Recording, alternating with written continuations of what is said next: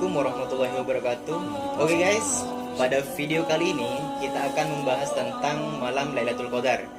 Dan sebelum membahas terlebih lanjut, kita akan introduce dulu kepada teman-teman kali ini di sini, dan kita akan perkenalan dulu bagaimana enaknya, dan biar kita ke belakangnya nanti lebih enak untuk tanya jawabnya, maka kita perkenalan dulu untuk sesi kali ini. Untuk sampean Gus, mohon perkenalkan diri sampean kepada para teman-teman yang ada di rumah ataupun di mana, atau yang ada di perantauan, atau yang ada di kota, atau yang ada di luar kota, intinya semuanya lah kepada teman-teman di sini. Terima kasih.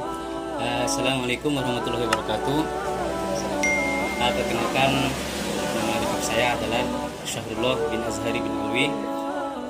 Alamat saya Dusun Pelanggaran dari Desa Banyuguni, bertepatan Kecamatan Galis, juga Kabupaten Bangkalan. Masalah kami rasa sudah cukup ya. Iya. Nama tok saya. Silahkan Milen. Ya, untuk kali ini kita akan hanya menanyakan tentang malam Lailatul Qadar. Oke guys, untuk teman-teman yang di rumah, sekarang kita langsung kepada pokok permasalahan, yaitu nomor satu atau yang pertama-tama, atau yang orang barat bilang the first atau pertama-tama, yaitu adalah apa arti atau dari maksud dari malam Lailatul Qadar. Bismillah, alhamdulillah, wassalatu wassalamu ala rasulillah wa alihi wa sahbihi wa mawala, amma ba'du. Lailatul Qadar itu merupakan malam yang sangat mulia. Yang pertama, cuman perlu kita ketahui sebelum kita masuk pada ayat atau Al-Quran yang telah disampaikan oleh Allah Subhanahu wa taala kepada Nabi kita Muhammad SAW, kita bahas satu persatu daripada apa itu Lailatul Qadar dari sisi lafaz per lafaz atau per kata. Lailatul Qadar itu mempunyai dua susunan kata dalam sisi Arabiyah. Yang pertama adalah Lailah, yang kedua Al-Qadar. Jadi digabung menjadi Lailatul Qadar. Lailatul Qadar itu arti daripada Lailah adalah malam. Kita ketahui bersama, Lailah itu mempunyai arti sebuah malam. Terus Al-Qadar ini, Lailatul Qadar, sedangkan lafaz Al-Qadarnya ini ulama berbeda pendapat, ada dua tafsiran. Yang pertama menyatakan Al-Qadar ini adalah satu kata atau sama dengan halnya sinonimnya adalah kata al-hukmu wal fasl, dengan artian mempunyai arti ketentuan atau hukum. Akan tetapi yang dimaksud sebagaimana dalam beberapa keterangan dalam Tuhfatul Muhtaj, Hasyiah I'anatul Talibin, di sana dijelaskan al-maksud adalah al-qadar ini menurut pendapat yang pertama suatu ketentuan Allah Subhanahu wa taala, akan tetapi yang dimaksud bukan qada qadar bukan takdir atau ketentuan Allah Subhanahu wa taala yang kita kenal dengan qada qadar yang sudah ditentukan oleh Allah pada masa yang tidak ada awalnya, atau yang kita kenal dengan istilah ilmu akidahnya, yaitu istilah zaman azali. Zaman azali itu adalah masa yang tidak ada awalnya atau permulaannya. Yang dimaksud ketentuan atau hukum di sini adalah al-qadar, al-hukm wal fasl, atau hukum dan ketentuan Allah Subhanahu wa taala, dengan artian pada malam Lailatul Qadar Allah Subhanahu wa taala memberitahukan, juga menampakkan dan mengumumkan kepada malaikat Allah yang mempunyai tugas, atau malaikat al-mudabbir yang mempunyai tugas untuk mengurus segala urusan manusia, dari sisi jodoh atau rezeki atau ajal atau kematian dan lainnya. Pada malam ini, pada malam Lailatul Qadar, Allah menampakkan atau memberitahukan pada mereka, dan juga di samping itu memerintahkan pada malaikat al-mudabbir atau yang mengurus urusan umat manusia sebagaimana yang telah disebutkan tadi, yaitu malaikat Jibril, Israfil, Israel dan yang lainnya. Allah memerintahkan supaya ketentuan yang telah ditentukan di zaman azali untuk direalisasikan atau dikerjakan pada malam itu selama setahun. Jadi misal seumpama si fulan atau bapak saudara Haris ya, presenter, seumpama pada tahun 2021 ini rezekinya sekian, akan mempunyai mobil sekian, atau akan jodoh sekian, mempunyai jodoh sekian, tanggal sekian. Nah, ini memang sudah ditentukan oleh Allah pada masa yang tidak ada awalnya, cuman ditampakkan, diberitahukan pada malaikat pada malam Lailatul Qadar, dan untuk merealisasikan atau mengerjakannya supaya Haris ini menjadi orang kaya pada tanggal sekian selama pada jenjang waktu setahun dari Lailatul Qadar sekarang ke Lailatul Qadar yang akan datang. Nah, itu menurut pendapat yang pertama. Sedangkan menurut pendapat yang kedua, Lailatul Qadar itu Al-Qadar itu sinonimnya adalah atau kata yang sama, mempunyai arti asyaraf atau malam yang mulia. Nah, malam yang mulia. Makanya kenapa kok disebutkan malam yang mulia? Karena pada malam ini, malam ini merupakan malam yang satu amal atau satu rakaat atau satu tasbih, satu sholawat ini ibaratkan kalau kita melakukan suatu ibadah di malam-malam yang lain selain malam sekarang ini, Lailatul Qadar ya. Ini dengan jarak atau perbandingan sebanyak 1000 kali atau bahkan 1000 bulan ya, 1000 bulan. Kalau kita beribadah pada malam Lailatul Qadar, maka itu seakan-akan kita beribadah sebanyak 1000 bulan. Makanya kan tadi Anda sedikit menanyakan mengenai tentang sejarah ya, sejarah Lailatul Qadar. Nah, Lailatul Qadar itu dulu Allah Subhanahu wa taala sebagaimana diceritakan oleh Sayyidina Hibrul Ummah Ibnu Abbas itu dzukira li Rasulillah sallallahu alaihi wasallam rajulun min bani Israil wa fi naharihi hamala as-silah wa fi lailatihi yata'abbadu ila Allah subhanahu wa ta'ala bi muddati alfa syahrin. Jadi dulu Allah Subhanahu wa taala memberi kabar atau memberitahu pada Rasulullah sallallahu alaihi wasallam, Muhammad, ada dulu itu satu orang Bani Israel yang di siang harinya dia berperang, selalu berperang membawa senjata. Dia seorang diri untuk menegakkan agamaku, syariatku. Sedangkan pada malam harinya dia beribadah kepadaku semalam suntuk.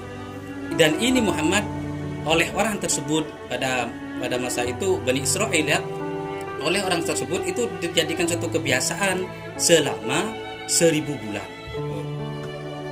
Setelah Rasulullah SAW mendengarkan hal itu, fata'ajjaba Rasulullah SAW dzalika wa tamanna dzalika fi ummati. Fa'atahu Allah Subhanahu wa taala. Kemudian Rasulullah SAW itu takjub, kagum pada seorang diri yang berperang, beribadah semalam suntuk selama 1000 bulan. Di samping kagum, beliau juga tamanna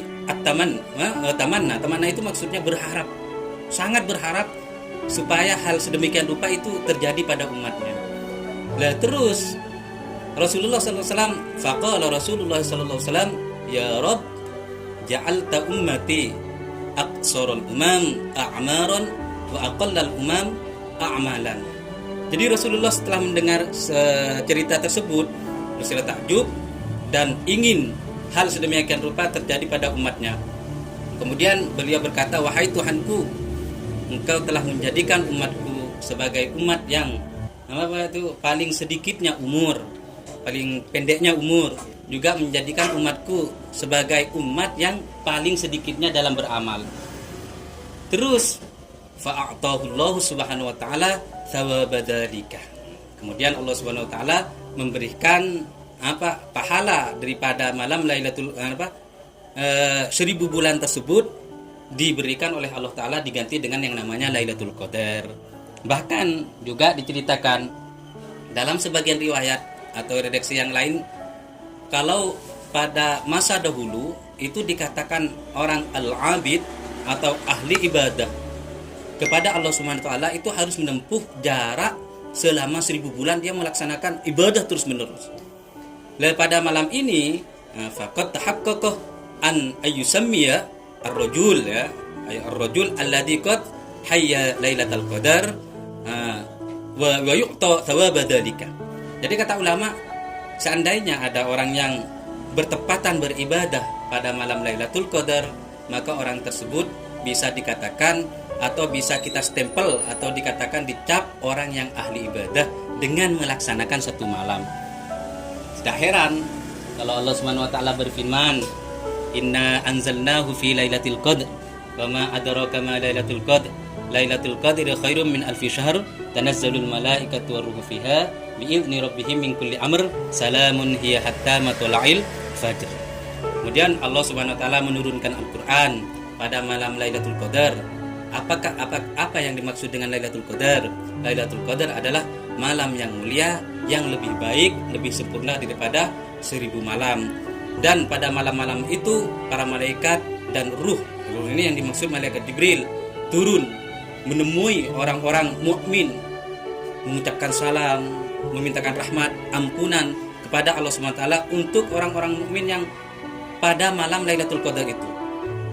Hatta matla'il fajr, sampai fajar sudah keluar, dengan artian sudah maksudnya waktu subuh baru malaikat itu ke atas.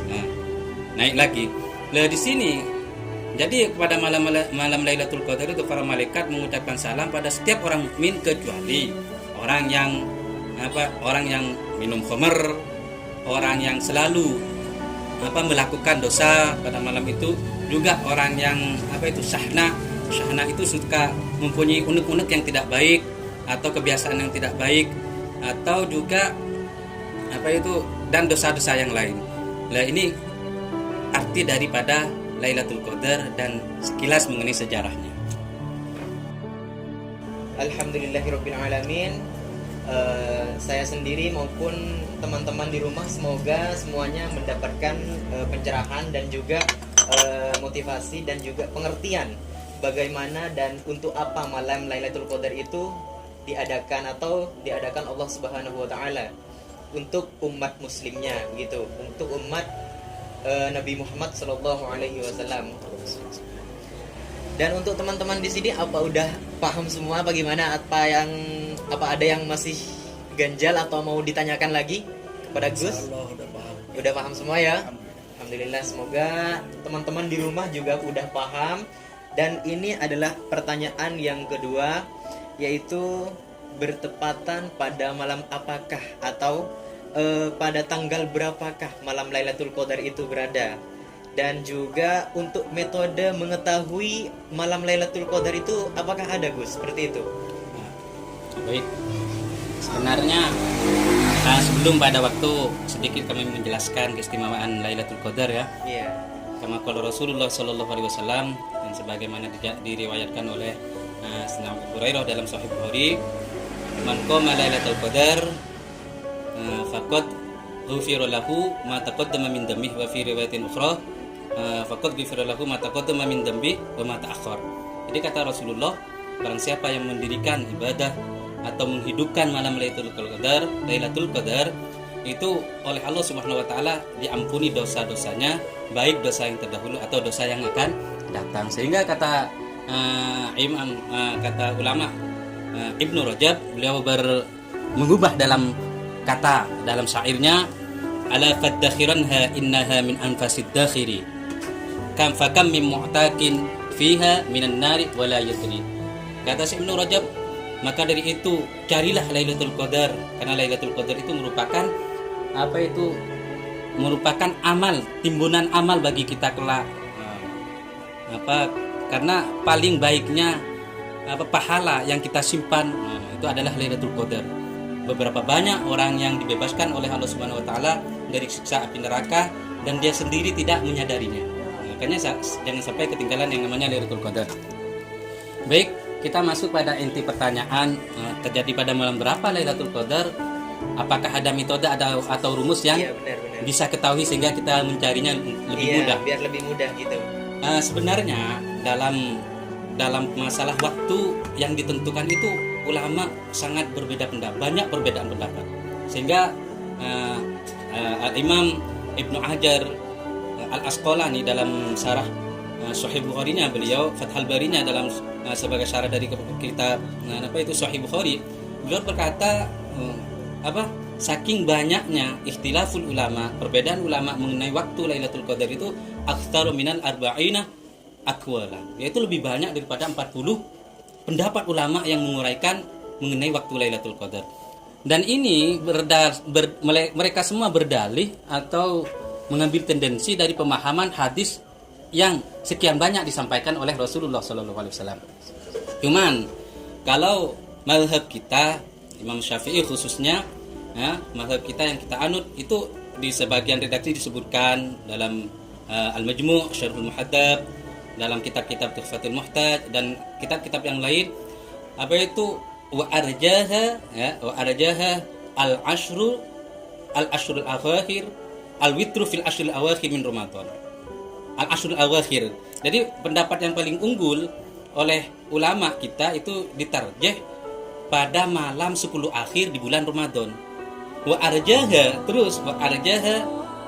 al-witru fil ashril awakhir. Terus yang paling unggul lagi daripada 10 akhir daripada bulan Ramadan itu, yang paling unggul pendapatnya juga menyatakan hari-hari ganjil, malam-malam ganjil pada 10 hari di bulan Ramadan. Terus ada lagi wa arjal witri min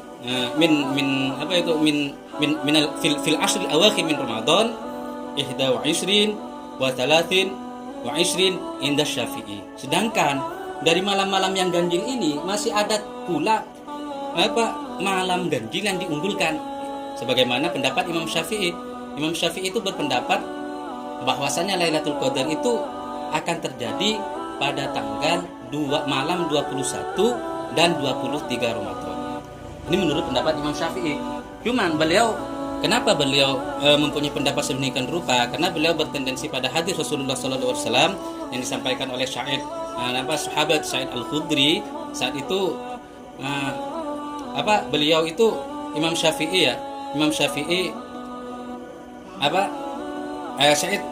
sahabat Sa'id Al-Khudri menceritakan pada waktu itu Rasulullah SAW pernah berkata, saya pernah bermimpi Lailatul Qadar, kemudian saya lupa. Yang dimaksud lupa ini alamat-alamatnya. Nah terus pada waktu itu Rasulullah setelah itu melaksanakan sholat dalam keadaan cuaca agak hujan, ya, sehingga ketika Rasulullah sujud pada waktu itu ada bercak air dan bekas debu di kening dan sebagian hidung Rasulullah. Kemudian Sa'id Al-Khudri berkata, lah pada malam itu malam 21 Ramadan. Lah dari sini yang disebutkan dalam Sahih Bukhari, Imam Syafi'i berpendapat tanggal 21 Ramadan. Juga kenapa beliau berpendapat 23 Ramadan? Sama, ada redaksi hadis yang lain yang disampaikan oleh sahabat Abdullah bin Unis menceritakan sama seperti tadi itu yang disampaikan oleh sahabat Al-Khudri. Cuman beliau pada waktu itu setelah sholat sampai pelataran atap daripada Masjid Nabawi pada waktu itu basah, ada percikan air yang jatuh dan Rasulullah sujud pada waktu itu sehingga ada bercak air dan bekas debu di ujung hidung dan keningnya. Sehingga ketika itu kata sahabat sahabat Unis, beliau berkata, lah pada waktu itu di pagi harinya tanggal 23. Nah ini sebagian pendapat yang diambil oleh Imam Syafi'i. Cuman karena Rasulullah SAW berkata dalil di 10 akhir Ramadan, kata Sayyidah Aisyah, karena Rasulullah sallallahu alaihi wasallam yujawiru fil ashril awakhir min Ramadan wa yaqul taharrau lailatul qadar fil ashril awakhir min Ramadan. Kata Sayyidah Aisyah, Rasulullah itu selalu melaksanakan ibadah terus-menerus pada malam Lailatul Qadar. Pada 10 hari di 10 akhir pada bulan Ramadan. Cuman Rasulullah berkata, carilah Lailatul Qadar pada 10 akhir daripada bulan Ramadan. Ini riwayat yang disampaikan oleh Imam Bukhari Muslim. Cuman di redaksi yang lain Imam Bukhari ada redaksi yang sedikit berbeda. Wa taharrau Lailatul Qadar fil witri fil ashril awakhir min Ramadan. Kata Imam Bukhari, carilah Lailatul Qadar kata Rasulullah, tapi disampaikan oleh Imam Bukhari dalam kitab Sahih Bukharinya, carilah Lailatul Qadar di tanggal-tanggal yang ganjil di akhir daripada 10 Ramadan. Nah dari sini ini menurut pendapat yang rajih, yang lebih unggul adalah Lailatul Qadar itu akan terjadi pada malam-malam ganjil di 10 akhir daripada bulan Ramadan. Cuman menurut Imam Syafi'i sebagaimana telah disebutkan akan terjadi pada tanggal 21 dan 23. Terus ada lagi pendapat, cuman saya ingin menyampaikan yang pendapat yang lebih kuat ya. Iya. Pendapat yang menyatakan 27 Ramadan. Ini bahkan ini pendapat jumhurul ulama atau pendapat yang banyak diikuti ulama ini.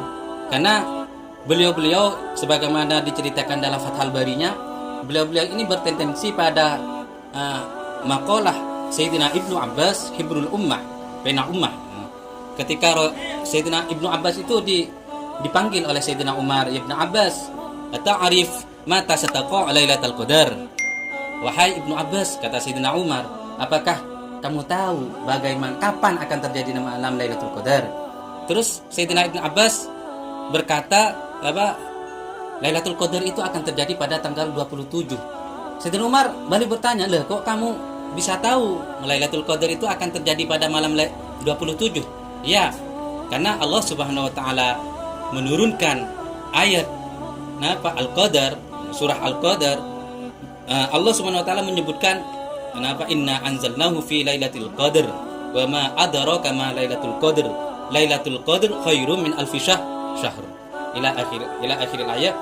Ya, Allah Subhanahu wa taala menyebutkan bahasa Lailatul Qadar dalam surah Al-Qadar itu sebanyak 3 kali kata Ibnu Abbas. Dalam satu perlafaz kalimat Lailatul Qadar kalau kita periki itu hurufnya ada 9. Berarti 9 ditambah 9 kata Imam Ibnu Abbas itu jumlah keseluruhan 27. Sangat cemerlang pemikiran beliau ini. Makanya tidak heran kalau beliau itu dijuluki Hibrul Ummah, yakni pena umat, saking pemikirannya ahli tafsir dan semacamnya. Terus ada lagi ulama banyak berbeda pendapat karena memang redaksi hadis yang disampaikan Rasulullah itu sangat banyak.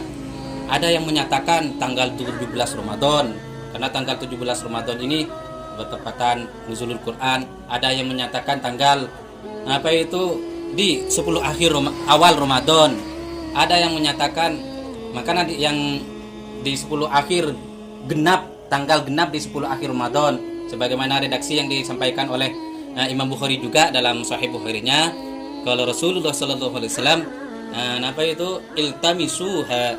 iltamisuha yakni carilah Lailatul Qadar fil ashril awakhir min Ramadan fi tasi'atin tabaqa wa fi sabi'atin tabaqa wa fi khamisatin tabaqa. Jadi kata Rasulullah, carilah Lailatul Qadar di malam-malam yang 10 akhir daripada bulan Ramadan, di suatu malam yang sekiranya sisa 9 hari atau sisa 7 hari atau sisa 5 hari. Berarti kalau sisa 9 hari itu kan lewat tanggal 21, berarti sisa 9 hari berarti malam ke-22-nya. Ya. Kalau sisa 7 hari berarti ini tanggal malam 24 karena 3 hari masih tidak sisa 7 hari berarti malam 24-nya ya. Kalau sisa 5 hari berarti malam 26-nya. Jadi ini ulama banyak menyatakan, ada yang menyatakan 24 Ramadan itu ada sebagaimana yang disampaikan oleh sahabat Jalil, sahabat Bilal radhiyallahu anhu. Beliau berpendapat sebagaimana mendengarkan penjelasan dari Rasulullah, Lailatul Qadar itu akan terjadi pada tanggal 24. Sehingga sangat banyak penjelasan perbedaan ulama daripada penentuan Lailatul Qadar. Ada yang menjelaskan juga Lailatul Qadar itu di seluruh malam-malam Ramadan, Bahkan sebagaimana hadis Rasulullah sallallahu alaihi wasallam yang diriwayatkan oleh Imam Baihaqi ya. Imam Baihaqi ini beliau bersabda, "Man shallal isya wal maghrib jami'atan fi jami'i syahri Ramadan hatta yanqadiya faqad akhadha Lailatul Qadar bihadin wafir." Imam Baihaqi menyampaikan sabda Rasulullah, barang siapa yang melaksanakan sholat isya serta maghrib berjamaah di selama bulan Ramadan, sampai bulan Ramadan tersebut sudah habis ya, maka orang tersebut sudah dikatakan orang yang mengambil bagian yang sangat untung, sangat besar mengenai namanya Lailatul Qadar. Ada juga hadis yang menyatakan apa itu riwayat akhir, riwayat yang lain menyatakan man shallal isya al-akhirah, man shallal isya al-akhirah jami'atan fi syahri Ramadan faqad adraka lailatul qadar. Ada juga yang hadis ini, barang siapa yang melaksanakan sholat isya berjemaah di malam terakhir bulan Ramadan, maka dia sudah dikatakan orang yang menjumpai Lailatul Qadar. Ya, dari sini banyak ulama yang berpendapat, sangat banyak, bahkan ada yang dhaif. Lailatul Qadar itu tidak ada, sudah diangkat oleh Allah. Ada yang berpendapat semacam itu, tetapi ini pendapat Rawafid, yakni kaum Syiah. Ini tidak dianggap muktabar. Sehingga dalam permasalahan ini, menurut pendapat Imam Syafi'i, Lailatul Qadar terjadi 21 dan 23, tanggal 21 dan 23. Ini Lailatul Qadar ini tidak akan berpindah. Jadi setiap tahunnya mesti 21 dan 23. Ini menurut pendapat Imam Syafi'i. Akan tetapi menurut Imam Nawawi dalam Majmu' Syarhul Muhadzabnya, beliau berkomentar, kalau kita ingin menjami'kan atau mengkombinasikan atau mengumpulkan sehingga bisa disatukan hadis dari beberapa hadis Rasulullah yang sangat banyak, kita tidak bisa mentarjih atau menyatakan Lailatul Qadar itu tetap waktunya, tidak bisa. Baru kita bisa mengumpulkan atau mengkombinasikan sekian banyak daripada hadis Rasulullah SAW dengan cara berpendapat Lailatul Qadar itu berpindah-pindah. Nah, ini baru kita bisa menyatakan mengumpulkan berapa banyak hadis Rasulullah. Nah, kesimpulannya, kalau dari sekian hadis ini jangan sampai kita lalai pada bulan-bulan Ramadan. Terlebih karena pendapat yang paling unggul di 10 akhir malam ganjil di Ramadan. Cuman mengenai rumus atau metode atau metode yang ditanyakan oleh saudara Haris, ini sangat ada ulama yang menyatakan Lailatul Qadar ini dari ulama dari pendapat Imam Nawawi tadi untuk mengumpulkan makol hadis-hadis Rasulullah sehingga Lailatul Qadar ini berpindah-pindah. Sehingga Imam Ghazali itu mempunyai rumus atau redaksi yang disebutkan dalam kitab-kitab beliau.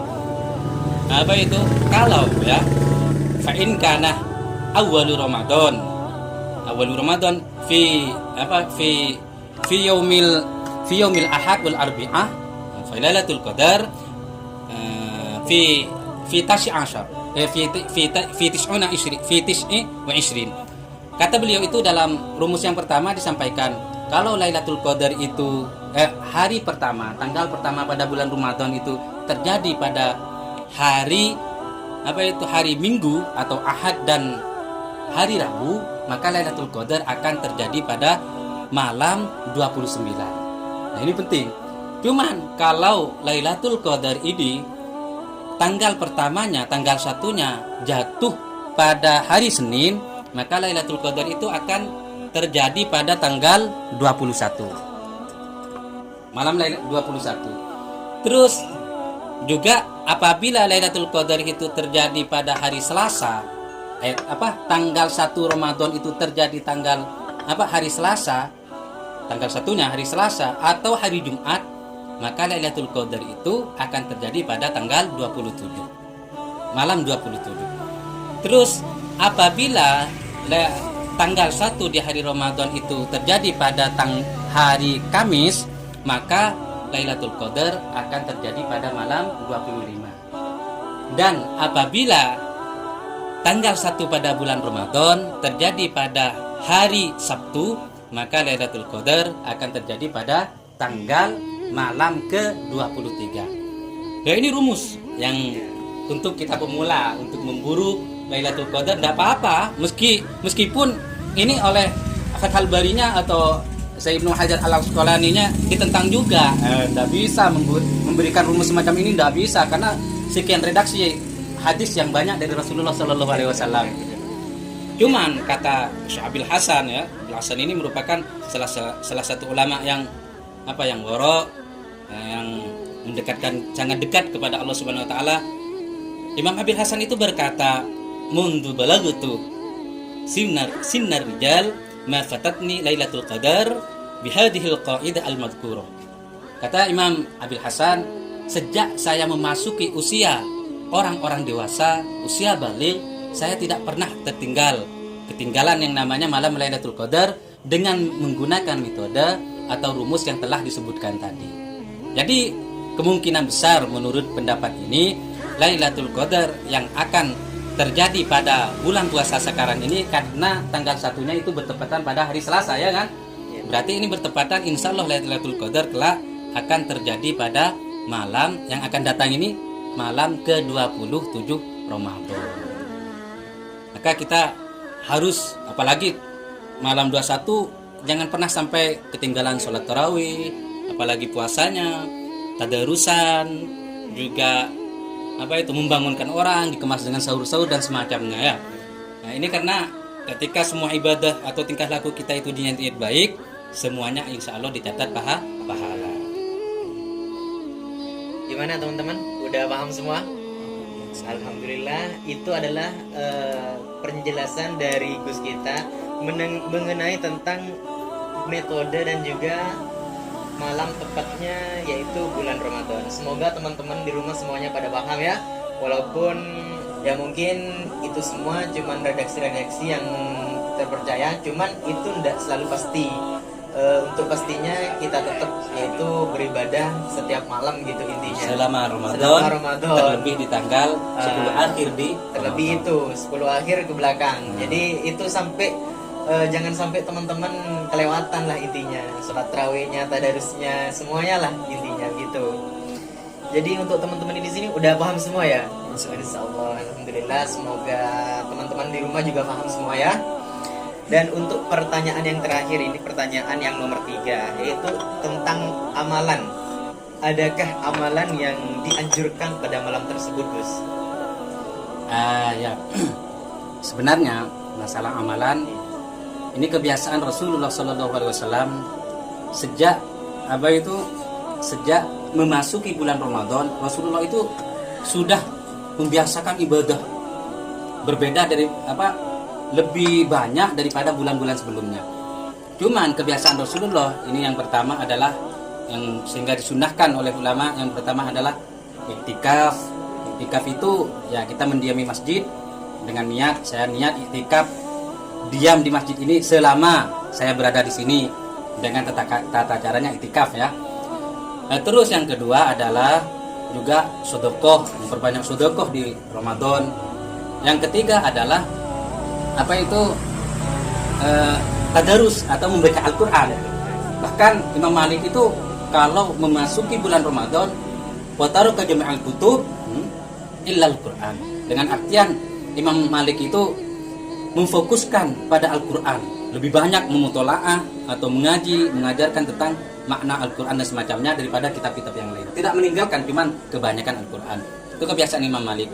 Lihat terus kalau ada redaksi juga yang yang ketika Rasulullah sudah memasuki 10 akhir daripada Lailatul Qadar, ini disampaikan oleh Sayyidah Aisyah, ijtihad Rasulullah asyadul ijtihad fil ashril awakhir min Ramadan. Dan dalam redaksi yang lain wa taraka mi'zar. Rasulullah itu kalau sudah memasuki tanggal hari-hari 10 akhir daripada bulan Ramadan, ini ijtihadnya atau kesungguhan beliau dalam beribadah seperti iktikaf, baca Al-Quran, sedekah dan lainnya, ini lebih ditambah daripada tanggal-tanggal di bawah 10 akhir Ramadan. Sehingga dalam redaksi yang lain Rasulullah itu taraka mi'zar, dengan artian meninggalkan keluarganya, istri-istrinya, dengan artian tidak menggaulinya. Rasulullah SAW saking menjaga untuk mendapatkan yang namanya Lailatul Qadar. Cuman ada sedikit apa yang disampaikan oleh Sayyidah Aisyah radhiyallahu taala anha. Beliau pernah, ini diriwayatkan oleh sekian banyak oleh perawi hadis. Beliau banyak bertanya pada Rasulullah SAW, ya Rasulullah, ara'aita in adraktu Lailatul Qadar mada aqul? Kata Rasulullah, kata Sayyidah Aisyah bertanya pada Rasulullah, ya Rasulullah, apa pendapatmu seandainya saya menjumpai yang namanya Lailatul Qadar, apa yang mesti saya baca, apa yang mesti saya jadikan wiridan gitu. Kata Rasulullah SAW, Allahumma innaka afun karim tuhibbul afwa fa'fu anni. Bacalah Aisyah doa ini, Allahumma innaka afuun karim tuhibbul afwa fa'fu anni. Terus diriwayatkan oleh sahabat Salman Al-Farisi, pada waktu itu Rasulullah pas bulan puasa khutbah didawawi oleh sahabat, dan salah satu dari khutbah Rasulullah, isi khutbah pidato Rasulullah tersebut, beliau berkata ada 4 perkara yang harus kalian jaga, harus kalian kerjakan di bulan puasa. Yang pertama, yakni bersyahadat kepada Allah Subhanahu wa taala. Yang kedua, beristighfar kepada Allah Subhanahu wa taala. Yang ketiga, meminta perlindungan kepada Allah Subhanahu wa taala dari api neraka, dan juga meminta ampunan dari Allah kepada Allah Subhanahu wa taala. Nah, ini makanya ahli tarim itu, kalau ahli tarim di Hadramaut ya, kalau memasuki bulan Ramadan, mereka itu membiasakan doa yang 4 perkara tersebut, terus dikombinasikan dengan doa yang diajarkan Rasulullah kepada Sayyidah Aisyah. Mereka membaca seperti ini: Nashhadu an la ilaha illallah, nastaghfirullah, nas'alukal jannata wa na'udzu bika minan nar. Allahumma innaka afuun tuhibbul afwa fa'fu anna. Ini 3 kali ya, dibaca 3 kali. Nashhadu an la ilaha illallah, nastaghfirullah, nas'alukal jannata wa na'udzu bika minan nar 3 kali. Terus Allahumma innaka afuun tuhibbul afwa fa'fu anna. Ini 3 kali pas. Terakhir, ya Karim. Ini kebiasaan mereka, Masya Allah, menjamikan atau mengkombinasikan 2 hadis tersebut dijadikan satu dzikir, dan ini biasanya dibaca setelah sebelum melaksanakan sholat jemaah di masjid-masjid, di musala, termasuk di Darul Mustafa di sana juga. Terus di sana kemudian dibaca setelah sholat dan semacamnya, dijadikan wiridan ini. Jadi ciri khas kalau bulan puasa di sana, memasuki bulan puasa ini zikir, nashhadu an la ilaha illallah, nastaghfirullah, nas'alukal jannata wa na'udzu bika minan nar. Allahumma innaka afuun tuhibbul afwa fa'fu anna. Seperti itu. Jadi iman-iman, karena Lailatul Qadar itu merupakan malam yang sangat mulia, yang diberikan, dikaruniai oleh Allah Subhanahu wa taala kepada nabi kita untuk kita sekalian. Jangan sampai kita ketinggalan. Ya, benar. Mungkin sekian dari saya. Jadi buat teman-teman semuanya di sini udah pada paham semua. Nah, itu dia buat teman-teman semuanya di rumah. Tadi itu adalah sedikit teori ataupun penjelasan tentang yang tadi kita bahas, yaitu tentang pertanyaan-pertanyaannya, yaitu tentang malam Lailatul Qadar, yaitu tentang metodenya, yaitu bagaimana caranya gitu. Itu kan semuanya sudah kita bahas tadi. Dan semoga teman-teman di rumah semuanya paham ya. Dan semoga video ini bermanfaat untuk teman-teman semua di rumah. Dan juga dari kita, yaitu mohon maaf jika ada salah kata ataupun tingkah laku yang tidak berkenan bagi teman-teman. Mungkin itu aja video kita kali ini. Thanks for watching this video, and until next time. Assalamualaikum warahmatullahi wabarakatuh. Waalaikumsalam.